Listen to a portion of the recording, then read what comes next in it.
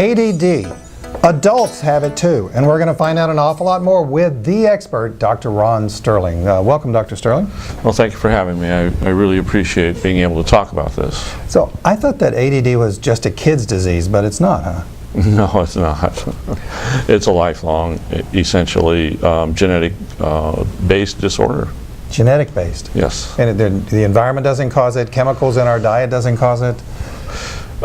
They contribute challenges, for instance, higher data loads in a society where there's a lot of data to be dealt with. Like for instance, what we have today. What we have now compared to, let's say, the 1950s. That's a big challenge for the downside of the ADD brain, which is a poor working memory. So is it an illness or is it a condition or neither one of those? It's a brain type. I don't really think of it as an illness. I mean, it is officially an illness in the DSM, the official guide to diagnoses. But the fact of the matter is, the non-ADD brain has as big a downside as the ADD brain. So, okay, I don't understand that. What does that mean? Oh, what is the non-ADD brain? Yeah, well, what's the difference? I guess it's difference. It's just what is well, this the all ADD about? brain is clearly at this point in time we understand it to be a brain that has a significant downside called poor working memory, and that poor working memory is compared to a low RAM computer. And that poor working memory comes from poor dopamine function or suboptimal dopamine function. And dopamine is? And dopamine is a neurotransmitter, which is, in my opinion, not a very helpful name for it. It's a bridge system.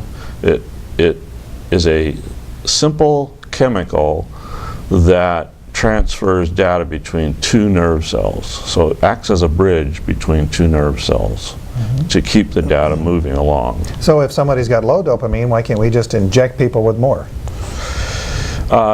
Because it's very powerful, and large concentrations of dopamine, if you were injecting them, could be problematic, could really cause problems. So it's very subtle. For instance, just fidgeting will increase dopamine enough to increase working memory a little bit. It's not the greatest treatment, but it works. Huh. By the way, the name of the book is Adult ADD Fact Book. It's by Dr. Ron Sterling. It is available on Amazon, and strongly encourage you to read it because it's written at a level that someone like me can understand, and maybe you can too. And heck, I've got a ton of questions. And so let's just get to some of them as well. There's lots of things out there. There's ADD, Attention Deficit Disorder. I know what that one is. There is ADHD, PTSD. I know what that is, I think. PFC, HPA circuit. I have absolutely no idea what these are. Are they all related? Well, if we're going to be talking about ADD, I really do use the term ADD because it's traditional. Everybody understands the history of that particular diagnosis. You could call it poor working memory syndrome. You could call it a lot of things. A distractibility disorder might even be actually the best name for ADD. But ADHD, there's really no difference in the brain between the downside between an ADD diagnosis or an ADHD diagnosis. Everybody who fits the criteria for ADD has a hyperactive brain. Sometimes it gets translated into behavior, sometimes it doesn't. So it's kind of arbitrary, based on observations, and now we know a little bit more about it, so it's not quite as relevant in terms of the old impulsiveness, impatience, hyperactivity triad. There's much more to it now. You know, you mentioned it just now we know a little bit more about it. Before the show we were talking about a 2008 study that's kind of like the big deal. Tell us about that. So really, since 2008, we know for sure that if you fit the criteria, this criteria that was developed for the diagnosis of ADD over the last 40 years, if you fit those criteria, you have got a dopamine dysfunction. In other words, you have suboptimal dopamine functioning.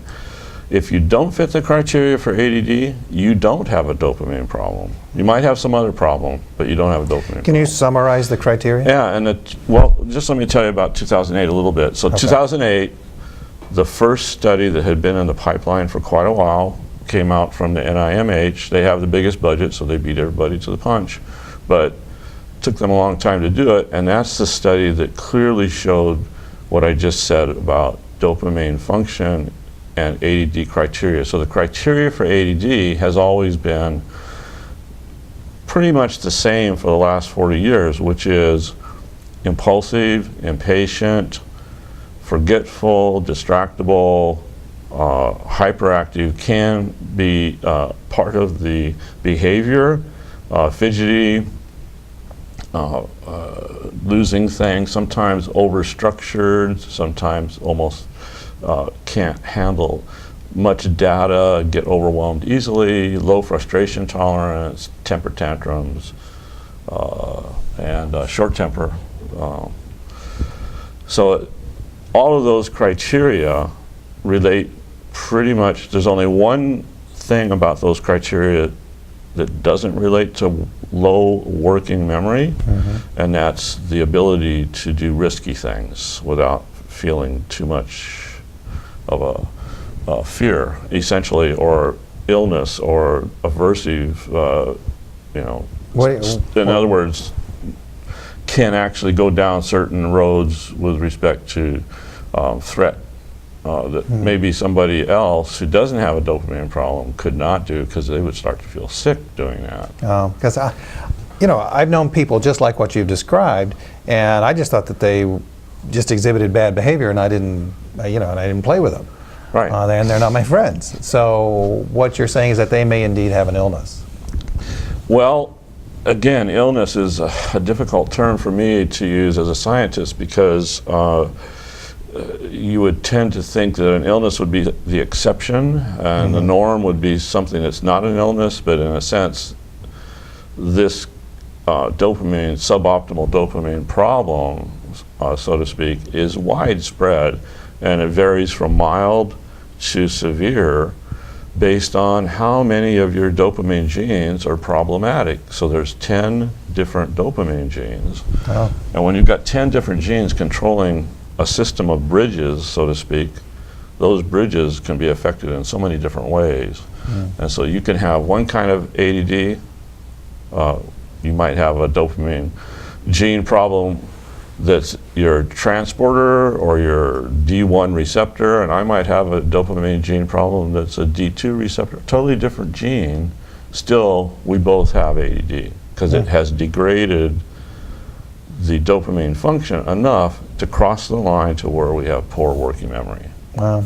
Again, the name of the book is Adult ADD Fact Book by Dr. Ron Sterling. Dr. Sterling is with us.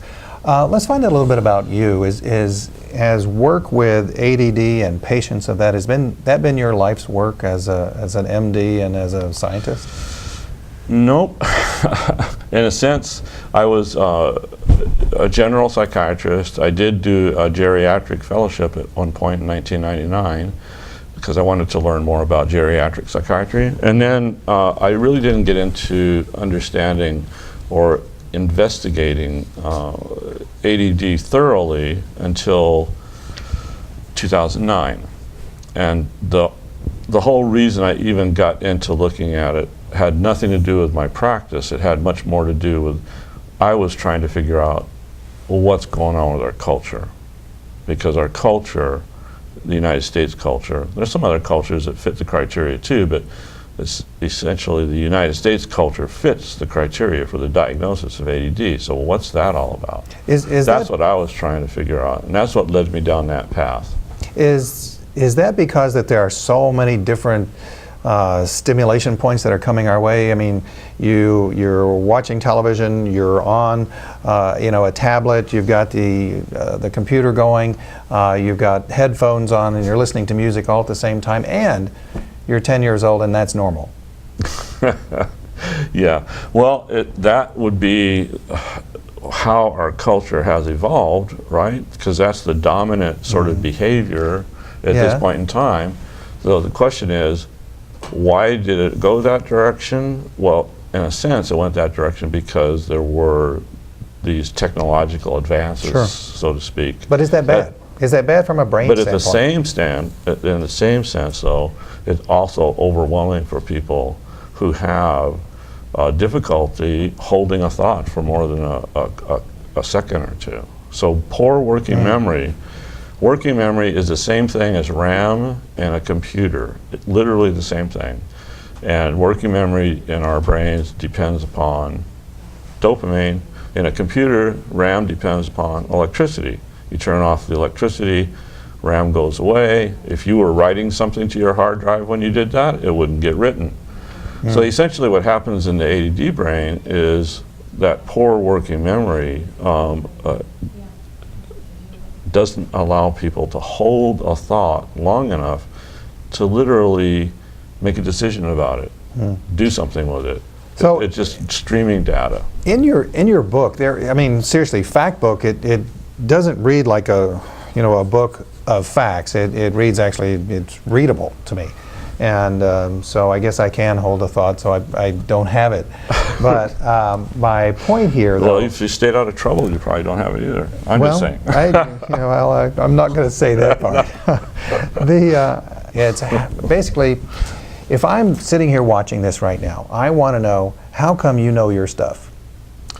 Oh, how come I know all of this? Yeah. Well, like I said, the thing that got me started even studying, and when I get into studying, I can get a little crazy and focused and really go down the road. So I was a biology major and did a lot of scientific research when I was an undergrad, and then went into medicine. So as I was researching our culture, the impulsivity, the impatience, the kind of activities, entertainment culture, so to speak. People aren't saving, people aren't thinking sort of long term, mostly short term. I started going down the road, taking a look at dopamine function, and then I ended up reading about 20,000 pages of primary literature between 2009 and 2011. And that's what went into this book. Was that reading. I didn't want to read other people's books too much because those are mostly summaries or their take on research. I was reading primary literature. I think I have about 10 four-drawer cabinets full of it. Oh my gosh. Again, the name of the book is Adult A.D.D Fact Book. It's by Dr. Ron Sterling. It's available on Amazon. Strongly encourage you, if you have any questions at all, this book is going to allow you to answer a bunch of those questions. One of the big questions that people have is about attention deficit disorder is the difference between children and adults. I mean, people my age, I think, a lot of them think that it's just a children's disease, illness, condition, fill in the blank, but it's not. Well, so it started out historically with children, and the children were the focus because that's just kind of what people were noticing. And as time has gone on, it's pretty clear that people generally do not grow out of things like forgetfulness and difficulty remembering the beginning of a sentence when they get to the end of a sentence. So reading doesn't necessarily get any better. Certain things can get better, so to speak. People can grow out of hyperactivity. They get more sensitive about people's opinions, so they'll quit fidgeting as much. They'll control it. They'll find workarounds. But since it is primarily related to genetic problems in the dopamine system, it doesn't go away unless you discover some gene therapy. So it manifests in different ways as you grow older, depending on what challenges you bump into. So sometimes people, even with high IQs and poor working memory in college, can bump into the wall, so to speak. Suddenly they can't read as well and and they're noticing they can't read as well, whereas in high school it wasn't so much reading as it was other kinds of activities. That challenge can put them into a place where they start to recognize that they've got some limits that maybe they shouldn't have. Something that you also talk about in your book is that you're concerned about misdiagnosis. And when I read that, I don't read underdiagnosis, I read overdiagnosis, and then, you know, the medical profession is, sorry to pick on you, but is drugging our people again. Well, I'll tell you, I'm not going to deny that there's a misuse of medications all over the place, but the issue is, with respect to ADD, is there are other solutions, so to speak, to the population of people who are experiencing the downside of the ADD brain, getting in the way of, you know, success in their particular field, might even be getting in the way of them literally using their IQ as well as they could if they had better working memory. In fact, better working memory guarantees academic success better than IQ. So that study's been done several times. You can have a high IQ, poor working memory. You won't do as well as somebody with an average IQ and better working memory.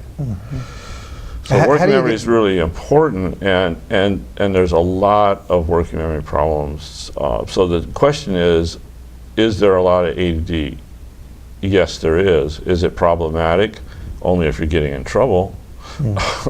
Is it cultural, though? I mean, is there more ADD in our population than there would be in a developing country such as Ghana, which is a country that I travel to? Yeah, so in my book I cover some of this in a lot of detail.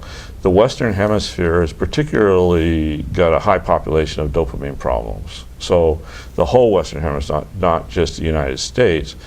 Officially in South America, they have higher percentage of people with ADD diagnosis. But unofficially, if you take a look at all of the different things that dopamine problems cause, sleep disorders, smoking, tobacco, alcohol, all of these things are dopamine enhancers, so to speak. It's a large number of people that have dopamine problems. The question is, how do you go about fixing that? Well, if you're getting in trouble as an individual, you don't have too many options besides using something to increase your dopamine. So you could get on a treadmill, but then you can't drive on a treadmill. I'm just saying, there are things that increase dopamine, but they're not efficient or very useful. You can use tobacco to treat your ADD, but it's short acting and it has lots of side effects in the long run, right? Some people learn how to do that. They'll take their afternoon break and suddenly they can crunch numbers better. So when I'm watching a baseball game and I'm seeing a manager who is chewing gum at 9,000 miles an hour, do I think he's got ADD? If you're in competitive sports, you're going to be much better at it with ADD than without it. Really? Yeah. Why is that? So the two parts, now we're getting into some heavy scientific things, more or less. So in terms of ADD, I talk about a clear upside to the ADD brain. Most other people, including experts in the field, are not talking about this particular upside to the ADD brain. Why they're not talking about it, I'm not sure, but it's pretty clear in the literature that the thing that is that ADD folks who fit the criteria for ADD do better than non-ADD people is things like jumping out of airplanes, competitive sports. Anything that has a threat element connected to it, an ADD person will literally get better in that situation, not worse. Because threat, there's a part of the brain that has a bunch of parts, about 22 parts. It's an area of the brain called the Threat Monitor Center. The old name for it is emotional brain. that's still used a lot in the scientific community, and it led to sciences called affective neuroscience, so studying emotional neuroscience. But the threat monitor area of the brain literally senses, monitors all data coming in. All of the data coming in from all of our senses goes through one of those threat monitor circuits for the purpose of keeping us alive, so to speak. Threat monitoring is very important. The person who has the best threat monitoring system will survive. Huh. So this is fascinating to me because I played basketball for years. I played in college, and at the end of a game, you knew which teammate that you wanted to get the ball to, because that teammate, that player, was likely to put the ball in the zone. Yeah. Yeah. They were in the zone, and that's almost how people who sort of figure this out will describe it, is when they're in that situation where the threat is high, the pressure's on, emergency situations, for instance, for sure, they're suddenly calm, focused, and they can get the job done better than somebody in my tribe, the non-ADD tribe, who end up being shaky, nervous, like the lawyer in Jurassic Park that got eaten by the dinosaur. He froze. And we all love that too. That's my tribe. Oh, we freeze. It's really interesting that you say that, because I mean, that's what you talk about in athletics, is slowing the game down. That's what Russell Wilson talks about, the Seattle Seahawks quarterback. And here we are in Seattle, and actually we're recording this a week before the Super Bowl. And as we do that, we look at plays like what Richard Sherman made at the end of the NFC Championship game, where all of a sudden he was able to reach his hand up and knock the ball away. Yeah. I mean, we're not saying that Richard Sherman has ADD. Well, that's the whole problem. Is that a bad thing if he does? Here's the thing about the ADD diagnosis, right? So it's currently considered to be a disorder. Yeah. When you name something in such a way to only emphasize its downside, its disorder side, without looking at its upside, then you sort of set people up to not want to have it. Yeah. If there's no advantage to having it, why would you want to have it?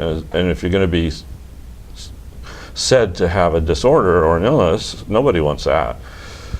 The point is, there's so much of an upside to the ADD brain.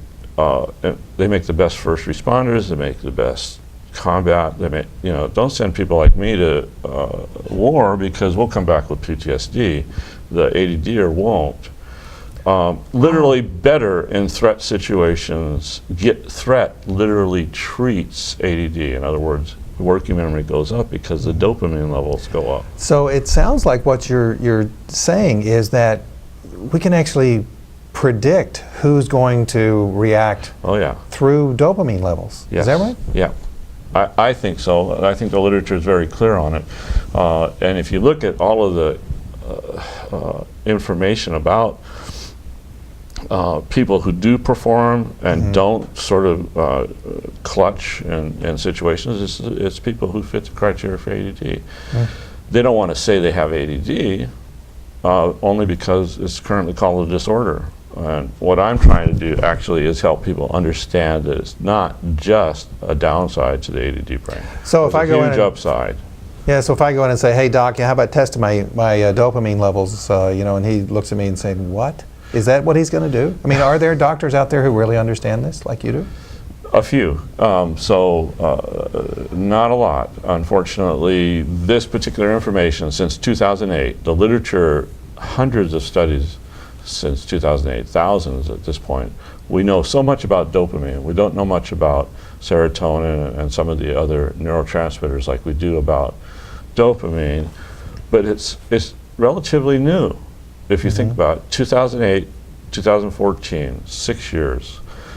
It takes usually the medical community about 10 years to catch up with the scientific literature on things like this. And I think it's going to be happening here in the very near future, where we're going to be thinking about really how do we want to deal with this problem in our But you're saying it's not nation. necessarily a problem. The problem is that we are essentially setting up our culture to, in a sense, challenge the A.D.D brain way beyond its capacity for multitasking and paying attention.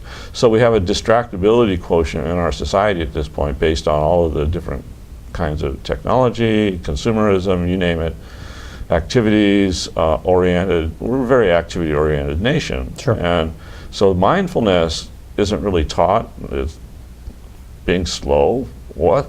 We don't want to do that. But essentially, we're challenging a large portion of our population with too much data. Well, we've got less than 2 minutes to go, and I have about 1,000 questions left, so we're not going to get it all in, that's for sure. But one big question that I do have, and the way I had it set up is that, is A.D.D curable? And what I'm hearing you say is that that's not really the question. Sort of. It all depends on how much trouble you're getting in, right? So the high IQ ADDer who has low working memory will tend to stay out of trouble in terms of crime or going down certain roads a little too far, pushing the envelope, you know, you name it, vandalism or whatever. They will tend to not get in trouble because they have a rational safety net, in a sense. They have a higher IQ.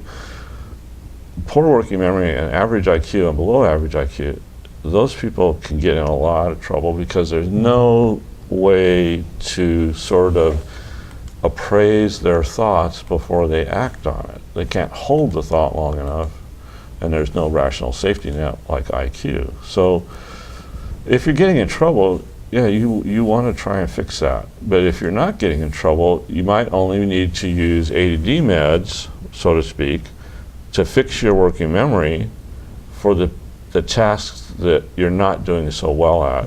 And then when you go skydiving, don't do it medicated. No, I'm serious. Yeah, so you don't have to take meds all day, every day. It's not something that's going to fix nerve cells. It's going to add a missing component for the period of time when you need that good working memory. If you don't need, and like I say, you don't want really good dopamine levels if you're used to doing downhill skiing without meds. And the idea that athletes are using A.D.D meds to enhance performance, if they are, they're doing it because of a misinformation, because they usually it degrades performance. And with that, we've got to go. There's a lot more information yet to come. Maybe, just maybe, we'll see if we can get Dr. Sterling back. So thank you very much for being with us. Take care.